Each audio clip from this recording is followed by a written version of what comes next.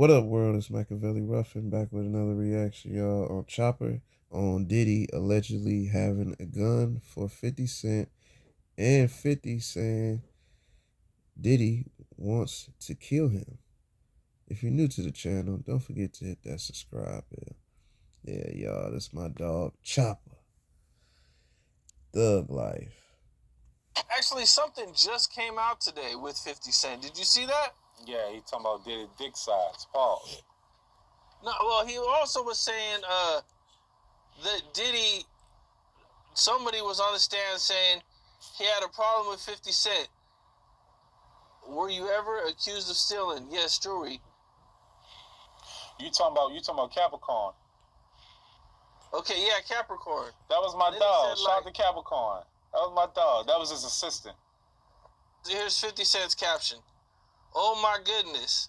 Itty bitty Diddy wants me dead. I have to lay low. I think I'm gonna hide out at the playoff game tonight.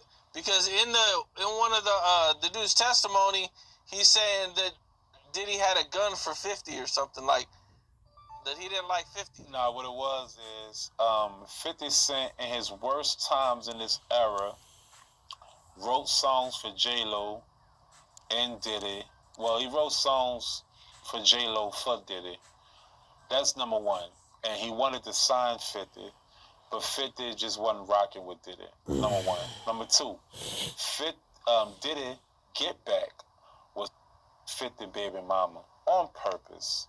You know what I'm saying? Being petty.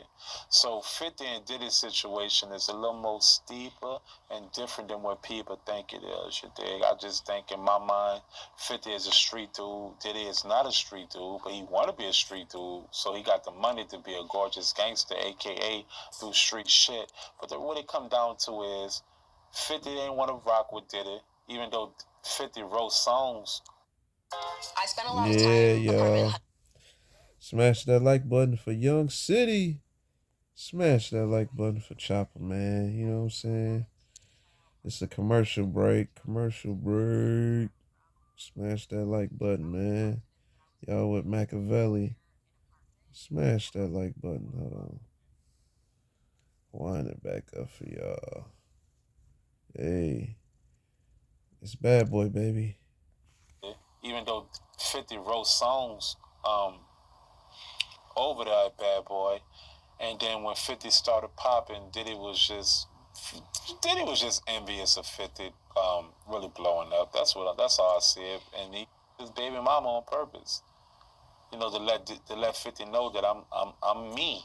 You dig? And no matter how that sound, that's some petty ass shit. So 50 is petty. No matter how that sound, 50 gonna be he's a petty, and if you're a street, you know petty ain't shit. And I love 50, but at the end of the day, 50 is his get back is kicking you while you're down. That's just how I see it. Yeah, 50, man, he has been going at Diddy so hard for so long. The whole way. Curtis, but his baby mama. That's what I really think it is. Diddy thought he was getting back, but 50 got him back even worse. So it's 48 laws of power. You know what I'm saying? Never outshine the master, right? And Diddy thought he was the master, but 50 showed that he was him. That's all. Did you ever see anything that let you know or made you think Diddy was gay? Yeah. What do you want me to elaborate? Can you elaborate on it? If you can. I just left the Bad Boy Making the Band situation. I signed over there with Bad Boy South. Kim, of course. Kim. Recipes to Kim, which is Quincy's mama and Christian's mama. And the twins' mama. But Kim was rooting for me. Kim and Half Pierre. They really liked me a lot. I signed the Bad Boy South just before the Jesus, Boys in the Hood, and Jeezy et al., and the Jocks and all this. Well, I signed the Bad Boy South for whatever I signed for, which is a substantial amount of money. I kept trying to get the budget for the Lil Daddy single that Ryan Leslie produced for me. It took me 5 to 6 months to try to get it. When Diddy finally opened the budget up for me, I was in New York, and then I'm just minding my business, enjoying myself, and we feel like we got a hit, with Chop, and everybody's excited. Half PR, the Kims, and all that. They all excited about it. But one time I'm at Daddy's house, and Half PR called me. He was like, "Get Puff for me." A lot of people called him Diddy, but Half PR called him Puff. I love Half PR because he Haitian, I'm Haitian, so it was a Haitian thing. It was always love for us. I still got love for Half. Half PR was like, put Diddy on the phone. I gotta holler at him about something. Okay, so I go into the A room. So I'm like, Paulie was there. His big security. It's one of his main securities actually. And I'm like, Paulie, say, bro, Diddy, Half want to talk to Puff, and Paulie was like, I can't do that until Puff green like that. So I put Half on the phone on speaker, and Paulie looked the other way. When Paulie looked the other way, I walked into the room, opened the door, and I seen Diddy and a white man, very powerful white man, groping, grabbing each other's crotch, kissing on each other. When I seen that, I shut the door, like, whoa. And next thing you know, I shot Lil Daddy in like 3 days. I shot the single by myself, and I shot the remix with Lil Wayne and Jody Breeze the same day. So, yeah. And if I say the guy name, you'll lose your platform. So you stumbled on to something that ended up being beneficial to you, man. Now, was that the first time that, did you have any hint of what was going on, or was it just like a complete shock of what you see? Cam, the only hint that I had was going on was on Making the Band with Diddy was when the cameras was on, he was very professional, brother. When the cameras was off on Bad Boy South, he started actually being himself. So I can't pinpoint, you heard me, what that was, brother. I couldn't pinpoint it. I was just like, this is different, you heard me, but maybe it's just the industry. And when I seen that, I realized what it really was. I realized that the industry, the higher you go, the more wicked it get. Sometimes the more gay it get. Once I realized that, I said, oh, the real juggernauts is the Jews and the gays. That's why every time we did photo shoots and all this other shit, most of the people that worked with you was, and no offense to the gays, but there was the gay people. I realized that the higher you go, the more gay it get. And the more wicked it get. And I have no offense to none of those type of people because I'm not homophobic. Whoever do their thing, but that's what I seen. And that's what I realized. The higher you go, the more wicked it get. Yeah, y'all. Yeah, shout out to Chopper, man. Shout out to Chopper. Smash that like button for Chopper. Do you feel me? Smash that like button for Chopper, y'all. Hold on. Commercial break. You know what I'm saying? Y'all know what it is. He's speaking his truth. So you already know.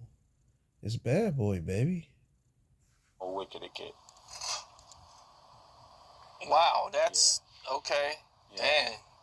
Yeah, I don't have nothing against them either, man. Whatever a man or woman want to do, that's their preference. In their bedroom is. I don't have a problem. Look, Cam. Say Cam, bro. Look, even with Diddy, I have no problem with him being a freak. Like that's not a crime. You kept working with him after that, right? So it couldn't have bothered you that much. It didn't bother me at all, but I still thought about it. Yeah. I still was in my mind, and people around me say, bro, I'm looking at everybody like, I can't even tell y'all this, right? But they always like, say, bro, Diddy invited us to this. Diddy invited us to that. You heard me? You don't want to go? And I'm like, no, I don't want to go. But they never quite understood why I didn't want to go. I was afraid. Truthfully, I was afraid. Because I know, not even to cut you off, son, but I know myself. If I was put in that type of situation, say, bro, I'm not even no killer type dude. I'm not no killer gangster, no thug, no Pooh Shiesty, Maz, 30 Clip, why? I'm none of that. I'm just a young hustler from off Baron Street. But I know if I'm put in this situation and I'm uncomfortable, I'm gonna kill somebody. You know what I'm saying? And I know in my mind, like, it just ain't smart for me to be a part of something that if my back is against the wall, I'm gonna do something. That's how I felt. I interviewed a guy named Ant Glizzy. And he told a story about being in the studio with Shy Glizzy And Wale and Cassie. And they were in there. They were making a song. They said, we heard that Diddy doesn't like anybody around Cassie. Well, I guess they were in there working. And out of nowhere, Diddy comes in with like 3 or 4 dudes, hems Wale up and hangs him over a balcony. What were your thoughts on that? What's up? This is Cam. Yeah, y'all. That was my boy Chopper. You know, speaking on what happened with Diddy. You know what I'm saying? He's, you know, I mean, the no Diddy movement. You feel me? No Diddy movement. You know what I'm saying? And so yeah, that's a lot of flamboyant shit bro had going on, you know what I'm saying? No bullshit. But smash that like the button for my dog Chopper, man. Chopper, that's my dog. I want hopefully in the future I wanna see him and BG do a cold mixtape together, bro. That I'm talking about, man. Like that'd be cold for the street. Like, man, BG and Chopper, that'd be a hot album, y'all. You feel me? A hot one. That'll be a cold mixtape. I want to see that in the future, BG and Chopper. You know what I'm saying? But yeah, y'all. Let me know y'all thoughts in the comments below about what y'all thinking about this about Diddy crazy rant with 50.